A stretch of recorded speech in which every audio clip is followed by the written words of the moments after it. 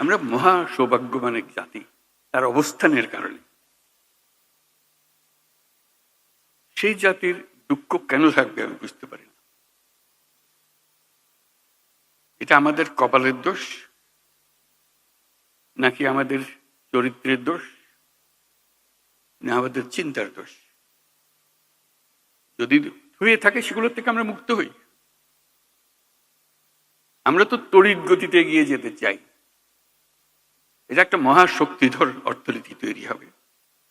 আজকে কুমিরা থেকে টেকনাফ পর্যন্ত যে উপকূল ভূমি, সেখানে যদি কাতারে কাতারে সব